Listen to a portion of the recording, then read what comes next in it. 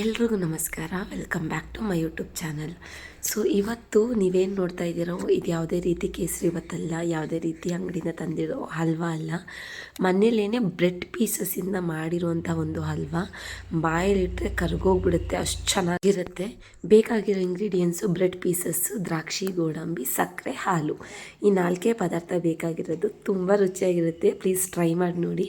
ಮೊದಲಿಗೆ bread pieces ನಾವೇನು ಇಟ್ಕೊಂಡಿರ್ತೀವಲ್ವ ಅದನ್ನು ಪೌಡರ್ ಥರ ಗ್ರೈಂಡ್ ಮಾಡ್ಕೋಬೇಕಾಗತ್ತೆ. ನೈಸ್ ಪೌಡರ್ ಥರ ಮಾಡ್ಕೋಬೇಕಾಗತ್ತೆ. ಜಾಸ್ತಿ ತರ್ತರಿ ಮಾಡ್ಕೊಳಕ್ಕೆ ಹೋಗಬೇಡಿ. ಈ ಬಜ್ಜಿ ರವೆ, ಚಿರೋಟಿ ರವೆ ಬರುತ್ತೆ ನೋಡಿ, ಚಿರೋಟಿ ರವೆ, ಅದಕ್ಕೆ ನೀವು ಗ್ರೈಂಡ್ ಮಾಡ್ಕೊಳ್ಬೇಕಾಗತ್ತೆ. ನೆಕ್ಸ್ಟು ಒಂದು ಪ್ಯಾನ್ ಇಡ್ತಾಯಿದ್ದೀನಿ. ಆ ಪ್ಯಾನು ಚೆನ್ನಾಗಿ ಕಾಯಬೇಕು. ಕಾದಾದ ನಂತರ ತುಪ್ಪ ಹಾಕ್ಕೊಳ್ತಾ ಇದ್ದೀನಿ. ತುಪ್ಪ ಎಲ್ಲ ಚೆನ್ನಾಗಿ ಕಾಯಬೇಕು. ನಾವು ಮುಂಚೆನೇ ದ್ರಾಕ್ಷಿ, ಗೋಡಂಬಿ, ಮನೇಲಿ ಪಿಸ್ತಾ, ಬಾದಾಮು ಎಲ್ಲ ಜಾಸ್ತಿ ಇತ್ತು ಅಂತಾರೆ, ನೀವು ಅದನ್ನು ಕೂಡ ಆ್ಯಡ್ ಮಾಡ್ಕೊಳ್ಬೋದು. ನಾನು ಜಸ್ಟ್ ದ್ರಾಕ್ಷಿ, ಗೋಡಂಬಿ ಹಾಕ್ಕೊಳ್ತಾ ಇದ್ದೀನಿ.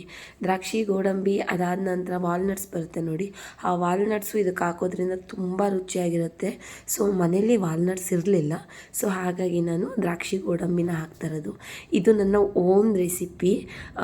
ಇದೇ ಥರ ಬೇರೆ ಕೇಸರಿ ಭಾತ್ ಮಾಡೋದನ್ನು ನೋಡಿದ್ದೀನಿ ನಾನು. ಹಲ್ವಾ ಯಾರೂ ಮಾಡಿರಲಿಲ್ಲ.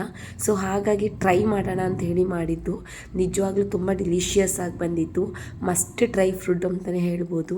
ಅದಾದ ನಂತರ ಮನೇಲಿ ಏನಾದರೂ ಫಂಕ್ಷನ್ ಇತ್ತು ಅಂತಂದರೆ, ಅಥವಾ ಮಕ್ಕಳು ಬರ್ತಡೇ ಇತ್ತು ಅಂತಂದರೆ ಕೂಡ ನೀವು ಈ ಫಂಕ್ಷನ್ ಏನು ರೆಸಿಪಿ ಇದೆ ಆ ರೆಸಿಪಿ ಕೂಡ ಮಾಡ್ಬೋದು.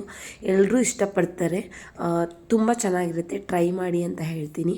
ತುಪ್ಪ ಕಾದಾದ ನಂತರ ದ್ರಾಕ್ಷಿ, ಗೋಡಂಬಿ ಎಲ್ಲನೂ ಹಾಕ್ಕೊಂಡು ಒಂದು ಹದ ಬರೋವರೆಗೂ ಫ್ರೈ ಮಾಡ್ಕೊಳ್ತಾ ಇದ್ದೀನಿ. ಫಸ್ಟಿಗೆ ದ್ರಾಕ್ಷಿ ಹಾಕಿ ಸಪ್ರೇಟ್ ಫ್ರೈ ಮಾಡ್ಕೊಳ್ಳೋದಾದ ನಂತರ ಗೋಡಂಬಿ ಹಾಕ್ಕೊಳ್ತಾರೆ. ನಾನು ಆ ರೀತಿ ಮಾಡೋದಿಲ್ಲ, ಎರಡೂ ಒಟ್ಟಿಗೆ ಹಾಕ್ಕೊಂಡು ಫ್ರೈ ಮಾಡ್ಕೊಳ್ತೀನಿ. ಓಕೆನಾ?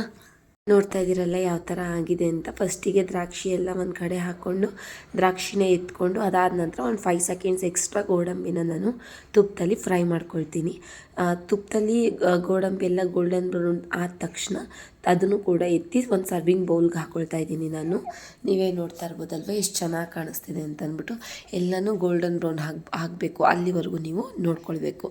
ಅದಾದ ನಂತರ ನಾನೇನು ಪೌಡರ್ ಮಾಡಿ ಇಟ್ಕೊಂಡಿದ್ದೆ ಅಲ್ವಾ ಬ್ರೆಡ್ದು, ನಾನು ಅದನ್ನು ಬ್ರೆಡ್ಡು ಇನ್ಸೈಡ್ ಪೀಸ್ ತೊಗೊಂಡಿಲ್ಲ. ನಾನು ಇನ್ಸೈಡ್ ಪೀಸಲ್ಲಿ ನಾನೊಂದು ಡೆಸರ್ಟ್ ಮಾಡಿದ್ದೆ. ಅದೆಲ್ಲ ಔಟ್ಕಮ್ ಪೀಸ್ ಇತ್ತಲ್ವ, ಅದನ್ನೆಲ್ಲ ವೇಸ್ಟ್ ಮಾಡೋದಕ್ಕಿಂತ ಈ ಥರ ಹಲ್ವಾ ಮಾಡ್ಬೋದು ಅಂತ ಹೇಳ್ಬಿಟ್ಟು ನಾನು ಅದರಲ್ಲೇ ಮಾಡ್ತಾ ಇರೋದು. ಒಂದ್ಸಲ ಟ್ರೈ ಮಾಡಿ ನೋಡಿ. ನಿಮ್ಮ ತುಂಬ ಅಂದರೆ ತುಂಬ ಚೆನ್ನಾಗಿರುತ್ತೆ. ಇನ್ಸೈಡ್ ಪೀಸ್ ಹಾಕಿದ್ರೂ ನಡೆಯುತ್ತೆ. ನಾನು ಔಟ್ಸೈಡು ಮಧ್ಯ ಒಳಗಡೆದೂ ಹಾಕಿದ್ದೀನಿ. ಜಾಸ್ತಿ ನಾನು ಬ್ರೌನ್ ಕಲರ್ ಕಾರ್ನರ್ ಬಾಟಮ್ಸ್ ಏನಿರುತ್ತಲ್ವ ಅದನ್ನು ಹಾಕ್ಕೊಂಡಿದ್ದೀನಿ. ಟ್ರೈ ಮಾಡಿ. ಹಲ್ವಾ ತುಂಬ ಚೆನ್ನಾಗಿರುತ್ತೆ. ಟ್ರೈ ಮಾಡಿ. ನಿಮ್ಗೆ ಓಕೆ ಆಯಿತು, ಇಷ್ಟ ಆಯಿತು ಅಂತಂದರೆ ಕಾಮೆಂಟ್ ಸೆಕ್ಷನಲ್ಲಿ ಕಾಮೆಂಟ್ ಮಾಡಿ.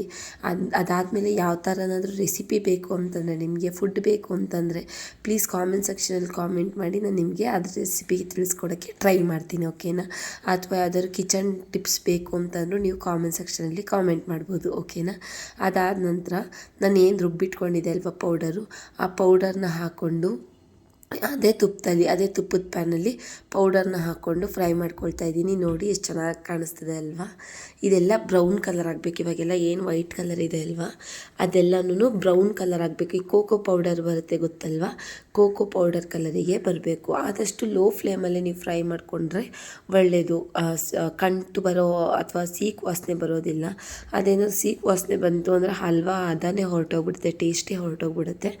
ಆದಷ್ಟು ಒಂದು 5 to 6 ಮಿನಿಟ್ಸು ತುಪ್ಪದಲ್ಲಿ, ಹಾಗಂತ ಜಾಸ್ತಿ ತುಪ್ಪನೂ ಏನು ಹಾಕ್ಕೊಳ್ಳೋಕೆ ಹೋಗಬೇಡಿ. ನಾನು ದ್ರಾಕ್ಷಿ, ಗೋಡಂಬಿನ ಹುರಿದು ಇಟ್ಕೊಂಡಿದ್ದೆ ಅಲ್ವಾ, ಅದೇ ಪ್ಯಾನಲ್ಲಿ ಅದಷ್ಟಿತ್ತು ತುಪ್ಪ, ಅದೇ ತುಪ್ಪದಲ್ಲಿ ಈ ಪೌಡರ್ನು ಕೂಡ ಹಾಕ್ಕೊಂಡು ನಾನು ಫ್ರೈ ಮಾಡ್ಕೊಳ್ತಾ ಇರೋದು. ಓಕೆನಾ?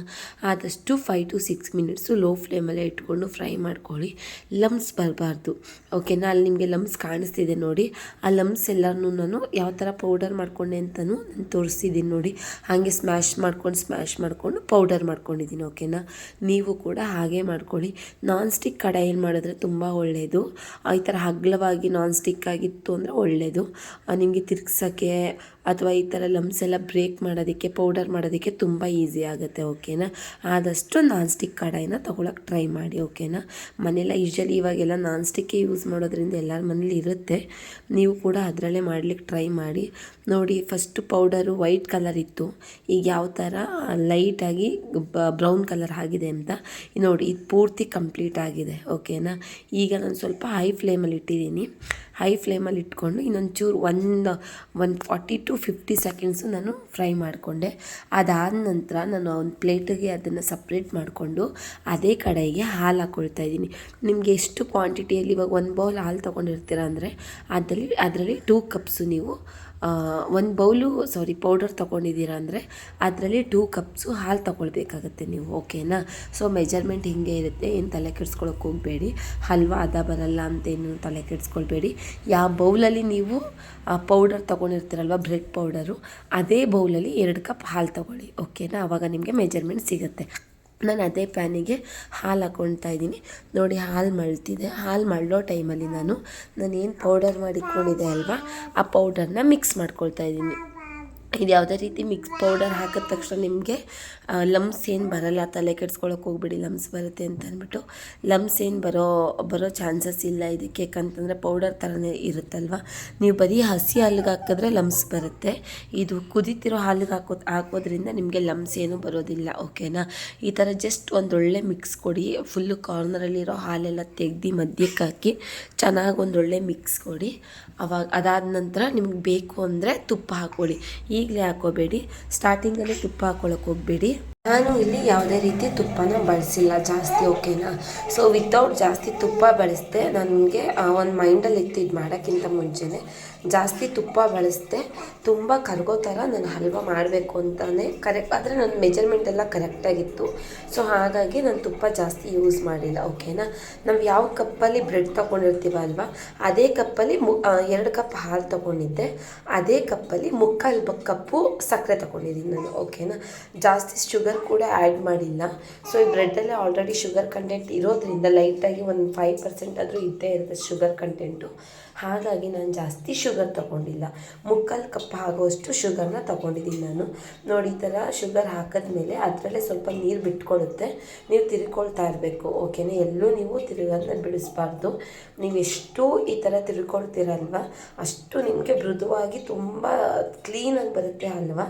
ನೋಡಿ ಆಗಲೇ ಯಾವ ಥರ ಗೋಲ್ಡನ್ ಬ್ರೌನ್ ಕೋಕೋ ಪೌಡರ್ ಯಾವ ಥರ ಇರುತ್ತೆ ಅದೇ ಥರ ಗೋಲ್ಡನ್ ಬ್ರೌನ್ ಆಗೋಯಿತು. ತುಂಬ ಚೆನ್ನಾಗಿ ಬರುತ್ತೆ ಟೇಸ್ಟು.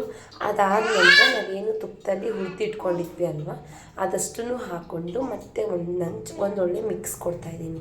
ಆದಷ್ಟು ತುಂಬ ಚೆನ್ನಾಗಿ ಮಿಕ್ಸ್ ಮಾಡಿ.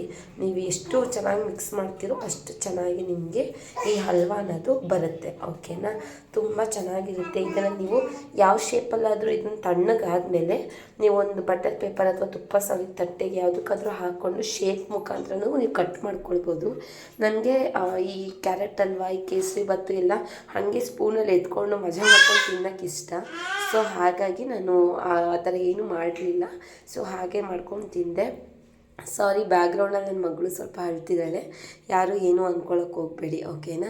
ಸೊ ಅದಷ್ಟು ಆದಮೇಲೆ ಮತ್ತೆ ನಾನು ಏನು ಡೆಸರ್ಟ್ ಮಾಡಿದ್ದೆ ಅದರಲ್ಲಿ ಸ್ವಲ್ಪ ಕ್ಲಿಪ್ಪಿಂಗ್ಸ್ ಮಿಕ್ಕಿತ್ತು. ಅಂದರೆ ಬಾದಾಮಿ ಗೋಡಂಬಿದು ಏನು ಕಟ್ಟಿಂಗ್ ಇತ್ತು ಅದು ಮಿಕ್ಕಿತ್ತು. ವೇಸ್ಟ್ ಮಾಡೋದು ಬೇಡ ಅಂಥೇಳಿ ನಾನು ಅದನ್ನು ಕೂಡ ಇದಕ್ಕೆ ಆ್ಯಡ್ ಮಾಡಿಕೊಂಡೆ. ನೋಡಿ ಎಷ್ಟು ಚೆನ್ನಾಗಿ ಕಾಣಿಸ್ತೀರಿ ಅಂತ. ತುಂಬ ಡಿಲಿಷಿಯಸ್ ಆಗಿತ್ತು. ಮಸ್ಟ್ ಟ್ರೈ ಅಂತಲೇ ಹೇಳ್ತೀನಿ.